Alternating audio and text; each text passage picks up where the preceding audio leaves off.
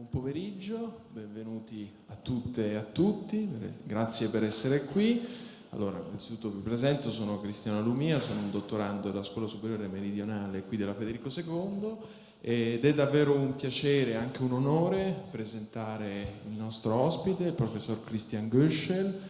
Abbiamo un ospite internazionale qui per il Festival della Storia di Laterza. Il professor Goeschel insegna storia dell'Europa contemporanea all'Università di Manchester, ma ha avuto anche esperienze di insegnamento in Europa, tra cui all'Istituto Europeo di Firenze e anche fuori dall'Europa, ha insegnato anche in Australia. Il suo campo di studio, la sua specializzazione è la storia del nazismo e del fascismo italiano, quindi due regimi insieme in una prospettiva che li tenga insieme, uniti nell'analisi, e non farò l'elenco delle pubblicazioni per annoiarvi, mi limito solo a citare quello che è il volume più rilevante, che è sicuramente il tema anche di oggi, che è Hitler e Mussolini, storia di una relazione pericolosa, che è stato pubblicato originariamente per la Yale University Press e che è stato poi prontamente tradotto sia in tedesco che in italiano dalla Terza, questo a testimonianza dell'interesse anche internazionale su il rapporto tra due dittatori, due regimi, e il tema è di quelli molto scottanti, molto rilevanti per la storia italiana e non solo. Quindi non voglio rubare altro tempo, il professore terrà la sua lezione in inglese, ma come sapete c'è il traduttore simultaneo, e poi dopo la lezione ci sarà anche un breve momento per qualche copia, per firmare qualche copia, e quindi insomma non rubo altro tempo e do a lui la parola ringraziandolo ancora di essere venuto. Grazie di cuore ai tutti gli organizzatori e grazie di essere venuti. Io parlerò in inglese, la mia lingua di lavoro. Mussolini and Hitler met 17 times between 1934 and 1944. Potete sentirmi? Sì? In inglese. So, Mussolini and Hitler met 17 times between 1934 and 1944, with much greater fanfare and more frequently than any other Western statesman of the same period. What was it? What was it that drew Mussolini and Hitler together? What drove the Axis alliance between fascist Italy and Nazi Germany? Was it purely the requirements of a critical military alliance? Was it the exceptional ideological affinity of two fascist leaders and their movements that had both emerged in the aftermath of the First World War? Both regimes were intent on revising the Versailles Treaty. They were both keen on territorial conquest. They were both keen on creating what they called a new order, Ordine Nuovo, Neuordnung Europas. Or was it a genuine friendship, a deep personal rapport based upon parallel biographies that brought Mussolini and Hitler together into this dangerous relationship, Relazione Pericolosa? In my lecture, which is based on research I've done in Italy, in the United States, in Britain and in Germany for many years, for the book Mussolini e Hitler, Storia di una relazione pericolosa, which is, I understand, from Laterza, available at all good bookshops, I'm examining a relationship that at the time and since then has been judged as decisive in destroying the interwar order, the Wilsonian order that had been created at the Versailles Peace Conference, an alliance that also prompted Europe and the world to go to war so soon again in 1939. It wasn't simply a matter of a shared fascist ideology that brought both leaders together. Strategic factors mattered as well. It wasn't only ideology, strategic factors mattered as well. I do not want this afternoon to get too bogged down in trying to define what generic fascism was. I do not want to engage this afternoon in the increasingly self-referential debate on what fascism precisely was. Instead, I want to shed new light on the Mussolini-Hitler relationship in order to question the centrality of the personal relationship of political leaders. And I also want to reconsider the role, here it comes, of dictatorial performance in the making and breaking of the Axis alliance in the 1930s and 1940s. Where do we start? We have already started. We have to remember that the story of the relationship between Mussolini and Hitler is in part a story of a friendship that was heavily constructed, a friendship that had stresses and inequalities, and a friendship which was characterized on both sides by a mixture of admiration and envy. The story of Mussolini and Hitler is also a story that reveals a tension between myth and reality. Interpretations of this relationship, I'm not the first one to have studied this relationship, as all of you in this hall will know. Interpretations of this relationship are to this day overshadowed by its depiction in American popular culture, above all in Charlie Chaplin's film from 1940, The Great Dictator, a film which ridicules Mussolini and Hitler as vain, pompous, and jealous rivals, a film that also pokes fun at the bombastic fascist and Nazi propaganda.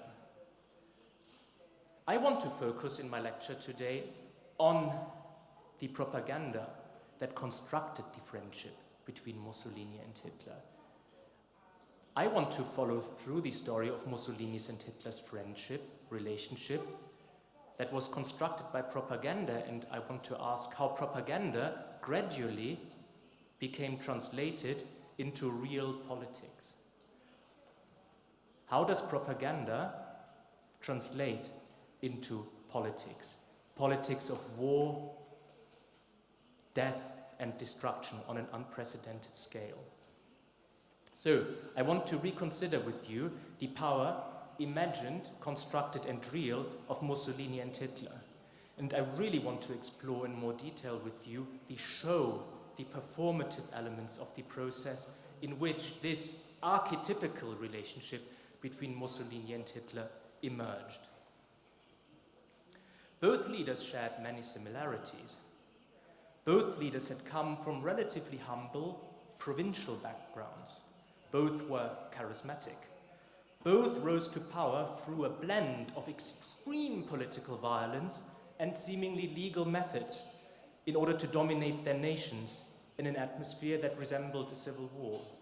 In Italy in the early 1920s, Biennio Rosso, in Germany in the civil war-like atmosphere of the late years of the Weimar Republic in the early 1930s. Both leaders constantly emphasized their masculinity and militarism. Both promised to unite their nations, to unite the masses, and turn their nations into world powers through imperial conquest and war. Both leaders also tried to maintain a balance between repression and the manufacturing of a consensus of the masses. Both were ruthless and determined to establish through war and conquest a new order.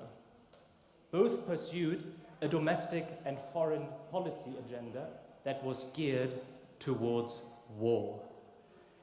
And yet their relationship was not only fraught with tensions and some personal rivalry, but this relationship was also shaped by the very different national contexts in which both men and their regimes operated. Hitler had a much more explicitly focused ideology centering on extreme racial anti-Semitism and the conquest of living space in Eastern Europe than Mussolini did. It is clear that for Hitler and the Nazis, anti-Semitism was central, which led to the Holocaust in the Second World War, while in Italy, the dynamics of racism were different. There was a domestic racism that built strongly upon racial exclusion in Italy's colonies. The story of Mussolini and Hitler is best understood as an instrumental union and as a politically constructed friendship rather than purely as an ideologically inevitable pact or a real friendship. There was undoubtedly a strong ideological affinity, but I repeat myself, it wasn't only a shared fascist ideology that brought both leaders and their regimes together. There were strategic factors at play. If we start looking now at the beginnings of this relationship, in the 1920s, soon after Mussolini had been appointed the first fascist head of government in Europe, in the world, in 1922, it was Hitler who sought out Mussolini, not the other way around, because the Duce Mussolini was the original driving force behind the attempt to reshape interwar politics and diplomacy. Hitler, in an almost embarrassing way, was begging to arrange for a personal meeting with Mussolini in the 1920s. Hitler saw in Mussolini a steely and determined leader who had allegedly rescued Italy from Bolshevism and had turned Italy's purportedly weak population into a strong mass. Hitler didn't quite understand how fascism in Italy operated because Hitler's interpretation of Mussolini and fascism were strongly, if not overwhelmingly, the result of fascist propaganda. Hitler didn't understand that the fascist regime in Italy had been throughout its existence a coalition between traditional forces such as the monarchy, the army, and the bureaucracy on the one hand, and the fascist party on the other hand. That is something Hitler didn't understand. For Hitler, Mussolini was a totalitarian dictator. A fertile cult of Mussolini began to develop in the Weimar Republic in Germany. Initially, Mussolini did not want to notice Hitler at all. He ridiculed Hitler and the Nazis, for example, after the failed 1923 beer hall putsch, when Il Popolo d'Italia completely ridiculed Hitler and the Nazis. It was only much later, after the onset of the Great Depression in the wake of the Wall Street crash of 1929, that Mussolini began to take Hitler more seriously. It was in September 1930 that the Nazis scored a massive electoral victory, turning them into the second but largest party in Germany's parliament, the Reichstag. And it was then that Mussolini began to develop a very close interest in Hitler. And Mussolini increasingly thought at that time that a Nazi government in Germany would be in Italy's interest. There was no direct ideological influence of Mussolini's fascist regime on Hitler and the Nazis. It is more productive, therefore, to see fascism in this context as a strategy to reach and maintain power, rather than as a clear-cut ideology. Fascism in this context is best understood as a strategy to reach and maintain power, rather than as a clear-cut ideology. What was this strategy like? The strategy of reaching and maintaining power followed a twofold model that had been pioneered by the fascist regime in Italy. The first aspect of this strategy was extreme political violence. The second part of this strategy was seemingly playing by the rules of the constitution. It is no coincidence that Mussolini and the fascists never seized power. They were handed power by the monarchy. They were handed power by traditional elites. As you all know, it was King Victor Emanuele III who appointed Mussolini Prime Minister of Italy in 1922. 11 years later in Germany, Reich President Paul von Hindenburg appointed Hitler as Reich Chancellor of a coalition government. Fascism didn't come to power through a revolution. Fascism was handed power by the old elites. In Germany, the Nazis consolidated their power much more quickly and ruthlessly than the fascists had ever managed to do in Italy. Let's now fast forward. I'm not fast forwarding, I'm forwarding very, very slowly. Because the first meeting between Mussolini and Hitler only took place more than a year after Hitler's appointment as Reich Chancellor. Hitler had been begging to see Mussolini, primarily for diplomatic reasons, did not want to associate himself too clearly with Hitler. So the first meeting happened in Venice in 1934. June 1934, at the behest of the German government, Mussolini, the head of the Italian government, receives Hitler for their first meeting. I want you all to look at this picture. This is a picture taken by Hitler's personal photographer, Heinrich Hoffmann, who had the exclusive right to distribute and publish pictures of Hitler commercially in Nazi Germany. The picture is taken in the gardens of Villa Pisani in Stra. It shows the two leaders in animated conversation. One thing many of you will wonder about is what the hell is going on with the dress? Why is Hitler wearing a civilian suit? Isn't Hitler, as the Nazi dictator, supposed to wear a uniform, the swastika armband? Mussolini is wearing a uniform, jackboots. He looks like the man in control. He looks very relaxed, having his hands in his pocket. This was Hitler's first visit abroad as German Chancellor. He appeared very insecure. People at the time and subsequently have ridiculed Hitler's dress. People like the French ambassador to Germany, André-François Poncet, even said Hitler looked like a country bumpkin. Hitler's dress was a strategic calculation to appear to international audiences in Italy, but also in France, in Britain, and in the United States as someone civil. German diplomats had been very worried about this first meeting between the two dictators because they thought that the diplomatically inexperienced Hitler might ruin things completely. So Hitler's dress was not simply ridiculous, it was a political calculation on his behalf and on behalf of the German government. The photo projected an image of a civilized and almost reasonable German Reich Chancellor, who, despite Germany's exit from the League of Nations in the previous autumn, allegedly followed the conventions of European diplomacy. Many conservative Germans found this image quite reassuring. Remember that in June 1934, the Nazis were still consolidating their power in Germany. Mussolini and Hitler talked without interpreter because the vain Mussolini insisted that his German was good enough. So throughout this meeting and the 16 subsequent meetings, there were many misunderstandings because Il Duce's German was actually not that good. Any doubts of Hitler's capacity for ruthless action, for decisive action, were quickly pushed aside soon after his return from Venice to Germany. On 30th of June 1934, the Nazis ruthlessly and brutally murdered the SA leadership, which had been pushing for a second revolution in Germany. And this was not all. A month later, Austrian Nazis assassinated the Austrian Chancellor Dollfuss, who was a personal friend of Mussolini. At this time, in the summer of 1934, Italian-German relations were at an absolute low. It seemed extremely, utterly unlikely that there would ever be an alliance between Mussolini and Hitler. The relationship between both leaders soon changed dramatically. Hitler's rapid consolidation of the Third Reich at home, Hitler's rapid consolidation of the Third Reich's military power, and a series of stunning foreign policy successes, most notably the remilitarization of the Rhineland, soon elevated Hitler into the position of the doyen of the European far right, unseating Mussolini, demoting Mussolini to the second rank.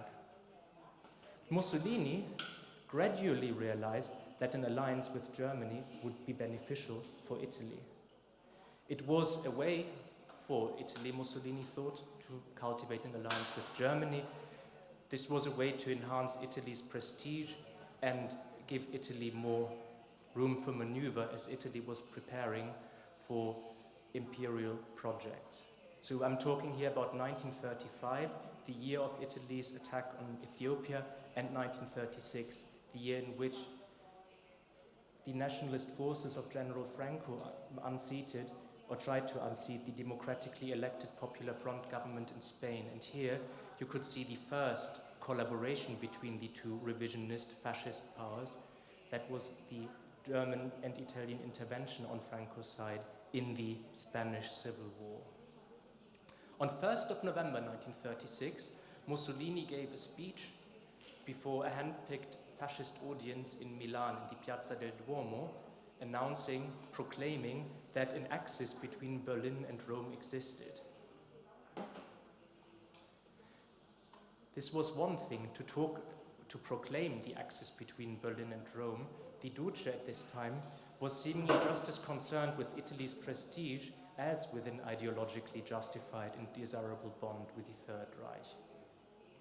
Until the late 1930s, until much later, after 1936, Mussolini continued to claim in public that Italy would play the role of the determining weight in European diplomacy, fluctuating between France and Britain on the one hand and Germany on the other hand.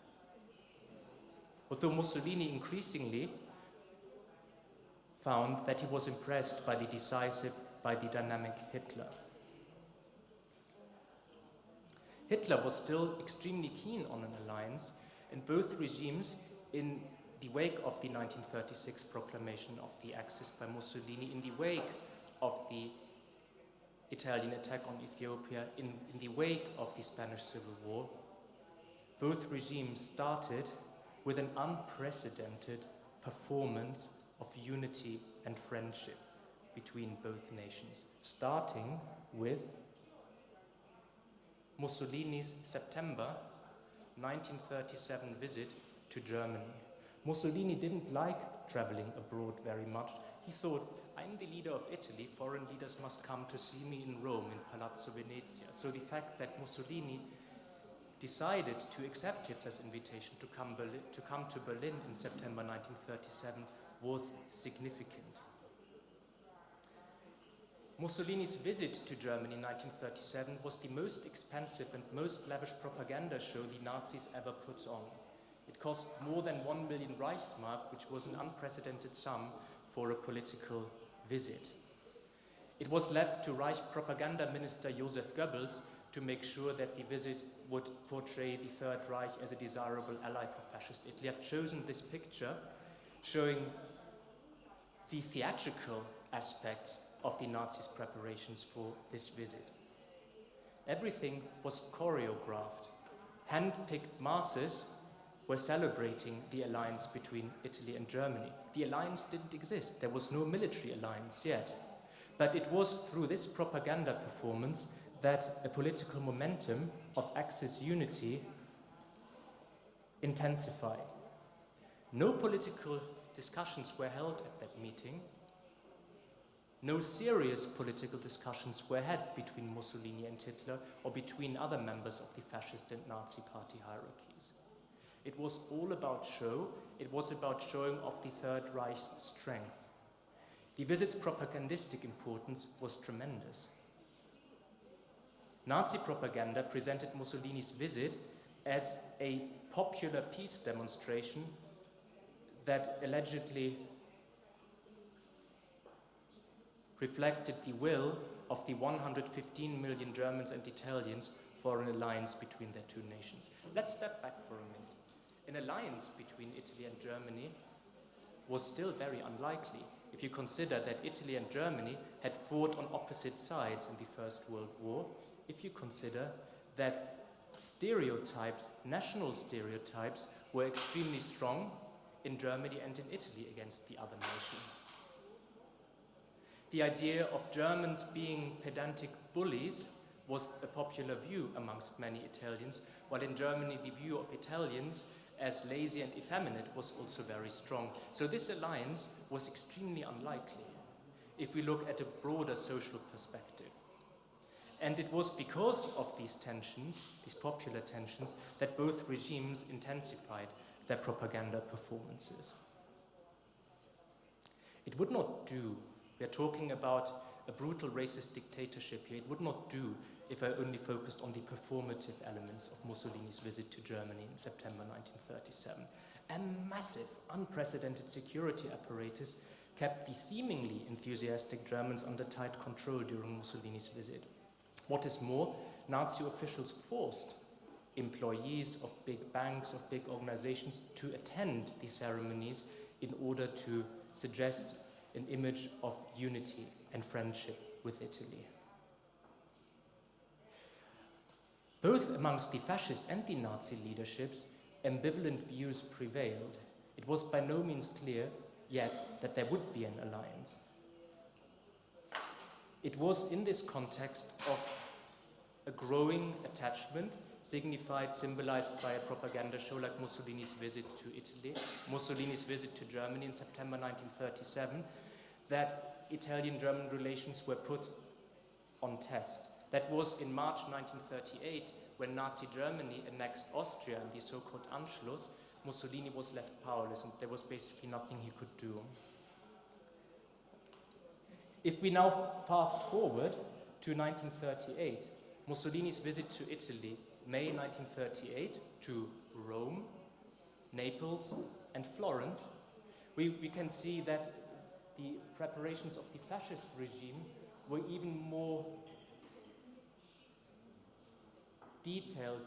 The fascist Italian ceremony for welcoming Hitler to Italy in 1935, here we are, outdid the propaganda efforts of the Nazis, reflecting the rivalry between both regimes, the rivalry which regime would be more dynamic, which regime was more capable at organizing the masses.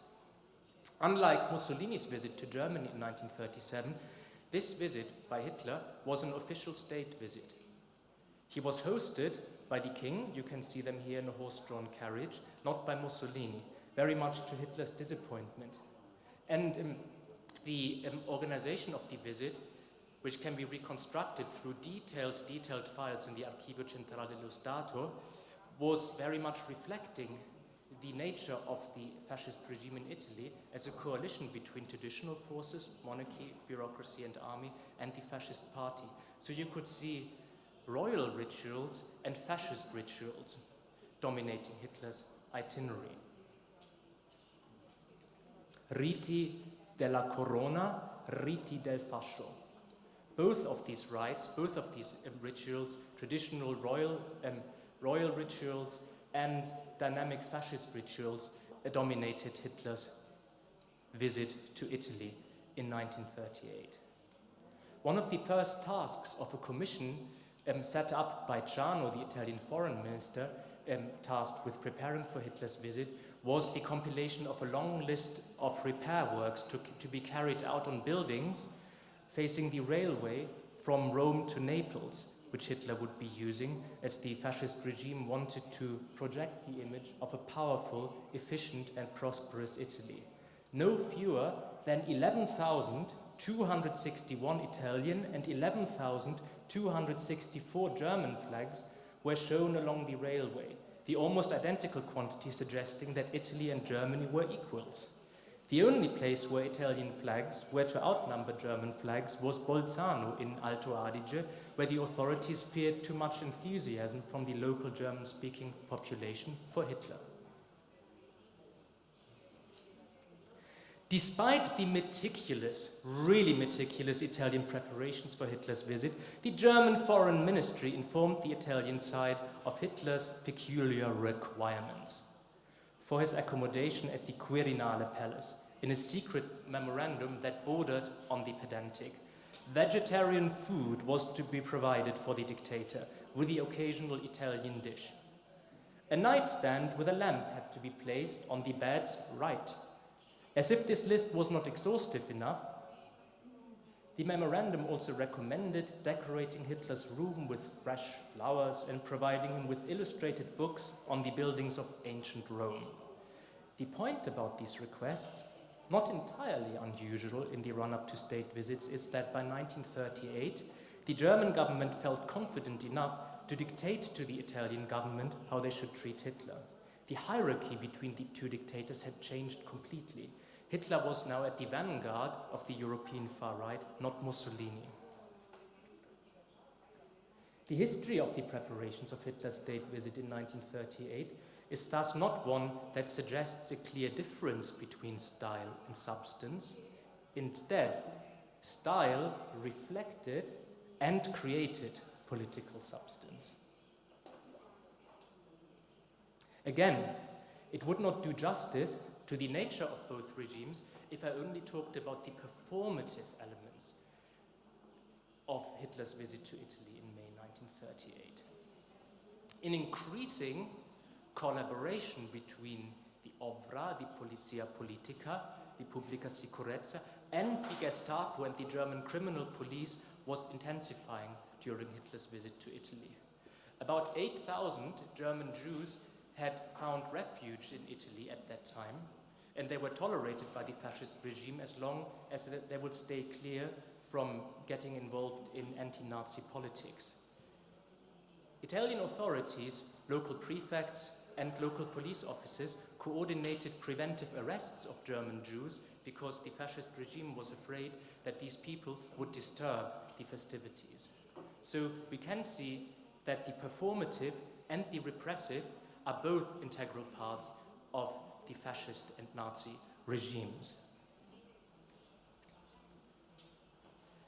And it would be in the wake of Hitler's visit to Italy that the fascist regime intensified and formalized its racial policies in the racial laws of autumn 1938. The 1937 and 1938 meetings of Mussolini and Hitler were examples of a new menacing fascist diplomacy that allegedly operated outside the confines of traditional bureaucratic diplomacy. This new fascist diplomacy focused on face-to-face negotiations between the leaders and their staffs.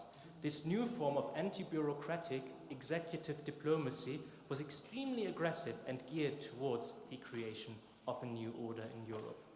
Nowhere did this aggressive tendency of fascist Italy and Nazi Germany to reshape European diplomacy become more evident than during the September 1938 Munich conference. Let's look at another image.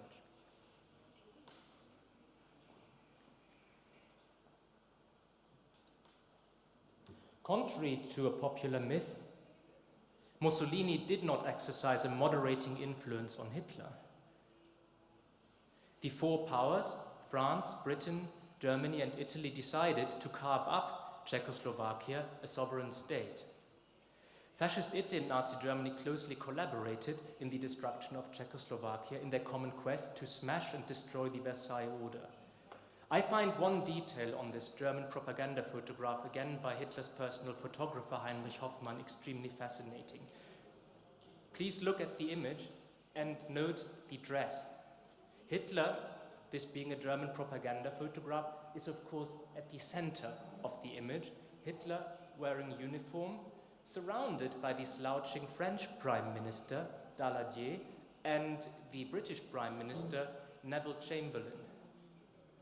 Then flanked by Mussolini and the Italian Foreign Minister Ciano. Three men in uniform completely dominating the picture, two leaders of the liberal democratic states, France and Britain, on the sidelines of the picture. Chamberlain and Daladier looking like representatives of a bygone age. If I had seen this picture in a newspaper in 1938, I would have been scared to death. The future of Europe, the future of the world, according to this picture, would be the fascist Nazi new order. Questions of dress, looking at photographs, these are really, really important sources for my book. But I've been talking about fascist Nazi collaboration. A military alliance between Italy and Germany was only signed in Milan in May 1939. The Pact of Steel. Mussolini had initially wanted to call it the Pact of Blood to make it sound even more menacing. This was a formal military alliance between fascist Italy and Nazi Germany, which chiefly on Mussolini's and Ciano's insistence committed each country to fight alongside each other if one of the signatories found itself involved in a military conflict. So this was a clearly aggressive treaty. Italy's refusal to join the war in September 1939, after Nazi Germany's attack on Poland, annoyed Hitler and the Nazis greatly.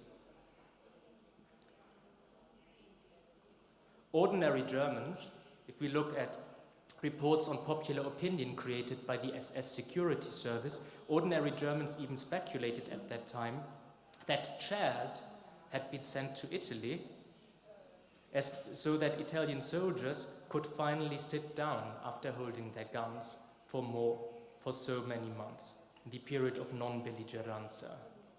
Even after Italy's declaration of war on France and Britain in June 1940, Hitler and many leading Nazis noted bitterly that Italy had only entered the war after the Germans had fought the important battles. Nazi propaganda about the friendship between Mussolini and Hitler continued unabated, and both regimes and their leaders had reached a point of no return. Neither regime could afford to break off this relationship without losing face. During the Second World War, Italian-German relations became even more strained, and Italy became increasingly dependent on Germany, the result of a fateful combination of military incompetence and Mussolini's callow attitude towards Hitler. Nazi propaganda devoted ample space to a meeting between Mussolini and Hitler on 28th of October 1940 in Florence, held hours after Italy's attack on Greece, an attack which was not coordinated with Germany. Italy's parallel war, la guerra parallele, failed miserably. And this unpublished photograph, again by Heinrich Hoffmann, from 1941, a meeting at Hitler's mountain retreat, the Berghof, suggests clearly that the Axis alliance was in decline. This picture could not be published during the Third Reich. It didn't make its way either into Italian newspapers because it shows a decline of this alliance. As the Italian war effort became increasingly dependent on German military support, German officials, not only Hitler, adopted an even more arrogant and bullying attitude towards Italy. The Nazi invasion of the Soviet Union in June 1941 was enthusiastically supported by Mussolini and other leading Italian politicians. As a crusade against Bolshevism, this led to a brief improvement in the fascist-Nazi relationship. Both leaders visited the Eastern Front together in August 1941, celebrated by fascist and Nazi propaganda as part of a broader European crusade against Bolshevism. Subsequent meetings were toned down by fascist and Nazi propaganda, and soon, in 1942-1943, the Allies, the United States, the Soviet Union, and Britain seized the initiative, pushing back the Axis and raising hopes amongst the British government that Italy would soon be defeated. Churchill had already insisted in December 1941 that the heat should be turned on Italy. Accordingly, Allied area bombing of Italy began in earnest at that time. The Royal Italian Air Force had failed to establish sufficient air defenses, and the regime had not prepared enough welfare and civil defense services. The effort of large-scale bombings of late 1942 were absolutely devastating. They were mainly, but not exclusively, focused on Genova, Turin, and Milan, the main cities in Italy's industrial triangle. The bombings prompted popular discontent and further exposed the inefficiency of the fascist regime. How is that related to the alliance between Mussolini and Hitler, you may ask? Because the Allies blamed the relationship between Mussolini and Hitler for the suffering of the Italian population. Here is a leaflet that was dropped by British aircraft on Genova in late 1942.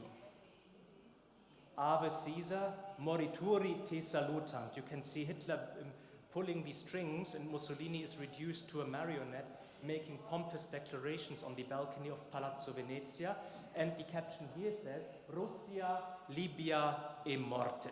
I needn't translate that for you. In this cartoon, Mussolini is depicted as a marionette, Hitler is pulling the strings. A perception, if exaggerated, depicted the nature of the Mussolini-Hitler report, almost accurately.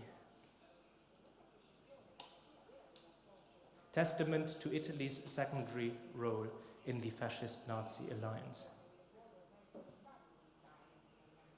Soon, in July 1943, the fascist regime crumbled from within. After the meeting of the Grand Council of Fascism, the king fired Mussolini from the office as Italy's prime minister. A massive shock to the Nazis, to Hitler. If you look at Goebbels' diaries, the best source if we want to reconstruct what Hitler felt, what Hitler thought, Hitler was fuming. He was absolutely annoyed about the sacking of Mussolini, about the end of the fascist regime in Italy. Soon the decision crystallized to have Mussolini freed.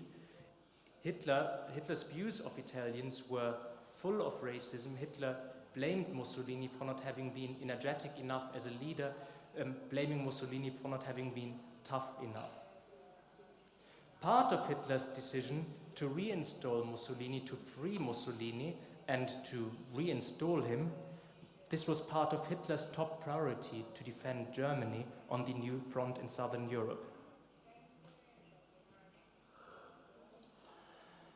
After Mussolini's liberation, I'm not sure whether liberation is really the right word, but after Mussolini was freed by German SS troops from the Gran Sasso, he was soon reinstalled as leader of the radically fascist and anti-Semitic Italian Social Republic, which was effectively, but not nominally, a Nazi satellite state. How had the relationship changed between Mussolini and Hitler? This was before the fall of fascism. This was after the fall of fascism. Right after Mussolini was freed from the Gran Sasso, he was flown to Hitler's East Prussian headquarters. The roles had turned. If you remember the picture from Venice in 1934, there it had been Hitler wearing a civilian suit, Mussolini dominating the show in his uniform. Now it was clearly Hitler who was dominating the show. I should add another detail which neither of the pictures show. Newsreel, which you can look up on the Istituto Luce website, among other places, clearly demonstrates that in 1934 in Venice, Mussolini had refused to greet Hitler with the fascist salute because Mussolini in 1934 didn't see Hitler as his equal. In 1943, September 1943, Hitler refuses to greet Mussolini with the Heil Hitler salute because Hitler at this time saw Mussolini as a secondary person. The politics of gesture and the politics of dress are therefore important elements of my story. Mussolini's motivation in taking over the Nazi satellite state in German-occupied Italy has caused some considerable controversy amongst historians. Some pundits have claimed that Mussolini sacrificed himself for Italy in order to spare the peninsula a fate similar to Poland, where the Nazis, remember this, had systematically repressed, exploited, and killed civilians. According to these pundits, the Nazis wanted to rule Italy in the same brutal way as they had treated German-occupied Eastern Europe with its Slav populations, seen by the Nazis as subhumans. Whilst there were strong German racist prejudices against Italians, the Nazis did not have a racially motivated plan for the systematic subjugation of Italy's civilian population, nor its enslavement. Despite many German atrocities against Italian civilians after 1943, against Italian civilians, partisans, and Italian Jews, and the German exploitation of the Italian economy and the Italian population for the Nazi war effort, the occupation of Italy more closely resembled the Nazi domination of Western European countries such as France. Italy had, of course, a special place as the Third Reich's former ally, and German resentment of Italy's supposed betrayal of Germany, coupled with racial stereotypes, often hardened German occupation policies and atrocities. As Italy became a war zone marked by partisan warfare, brutal fascist and German reprisals, and the Allied advance, Nazi propaganda still continued to celebrate Mussolini as a friend of Germany until the bitter end of the fascist regime. Mussolini was far from a passive execution of Hitler's orders, but his room for maneuver was also quite limited. In the end, Mussolini and others in the Italian Social Republic chose to develop violent policies that included a massive crackdown on partisans and Jews and other social outsiders, part and parcel of what Mussolini and the fascists saw as the radical and pure aims of early fascism.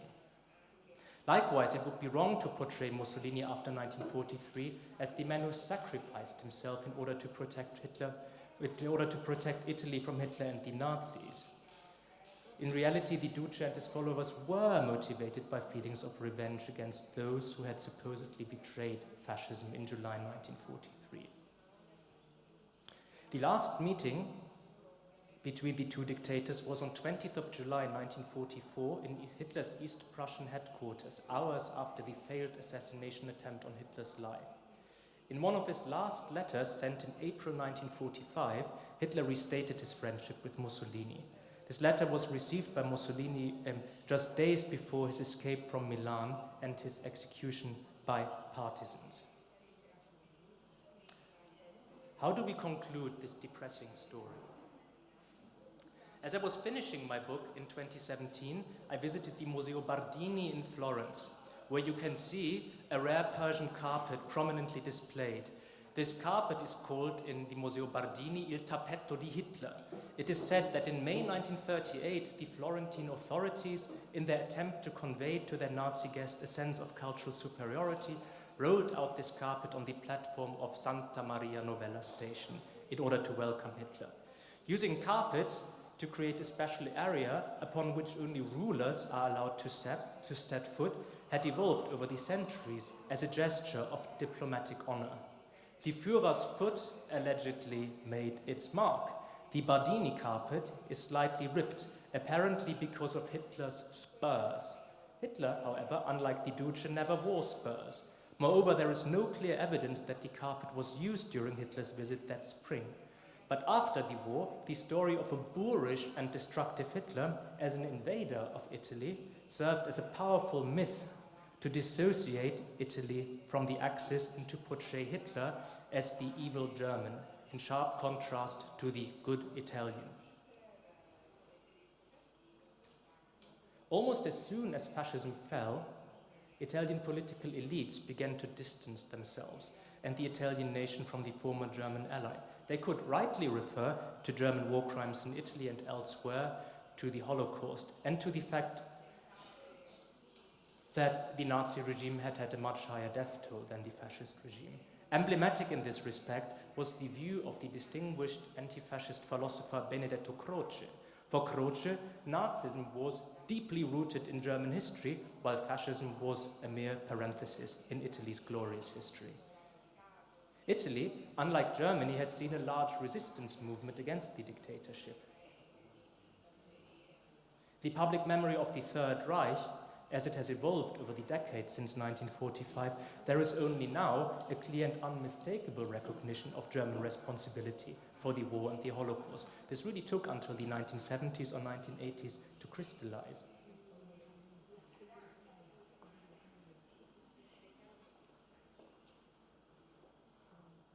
In contrast to what we know about post-war memories of the war and the Holocaust, little is known about the development of a powerful anti-Italian myth in West Germany in particular after 1945, in the 1950s, coinciding with the arrival of thousands and thousands of Italian migrant workers to help with the booming West German economy. An anti-Italian myth developed, intensified, that scapegoated Italy for the fact that Germany had lost the war. In this popular myth that was extremely widespread amongst German war veterans, Germany had lost the war because it had had to help bail out Italy in the Balkans in the autumn of 1940. Hadn't it been for the war in the Balkans, hadn't it been for bailing out Italy in the Balkans and in North Africa, Germany would have been able to attack the Soviet Union earlier. German troops would have conquered Moscow before the onset of the Russian winter. This is, of course, a myth, an extremely powerful myth, prominent amongst German war veterans. In reality, the German bailing out of Italian troops in the Balkans and in North Africa delayed the German attack on the Soviet Union by a mere 2 weeks. It is a myth, but it's a powerful myth that blamed Italy for the fact that Germany had lost the war. So the legacies of the Relazione Pericolosa, of this fateful relationship I have described today, they resonated for many, many decades after the war.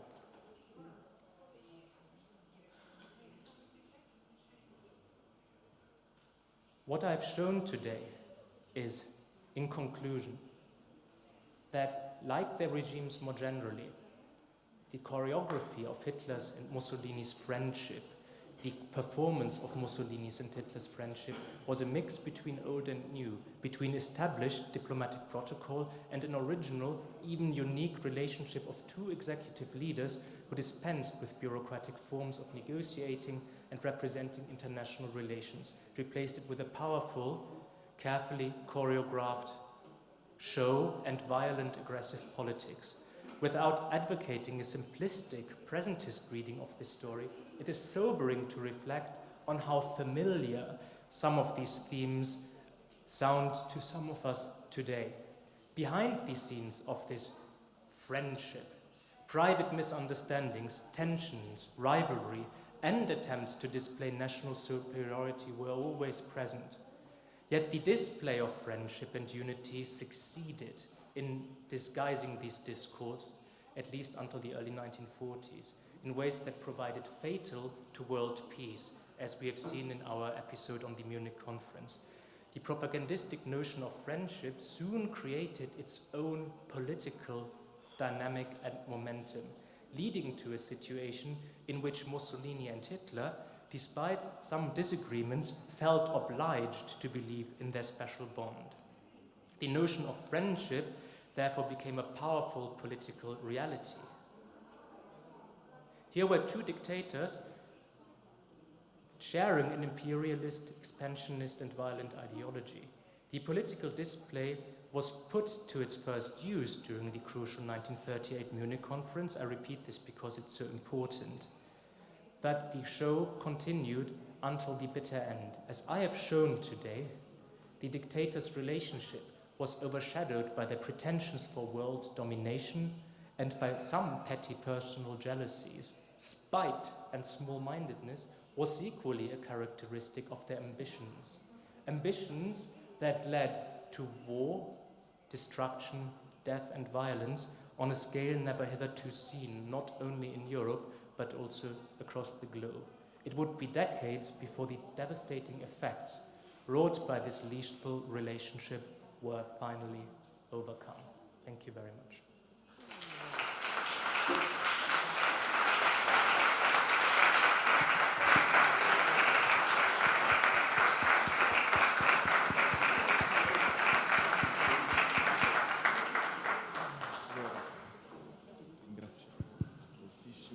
Per questa lezione veramente interessante. E per ragioni di tempo non c'è la possibilità di dare spazio alle domande, perché professore abbiamo dei impegni via dei viaggi, e vi ringraziamo di essere venuti anche così in tanti oggi, e ancora una volta grazie al professor Goeschel.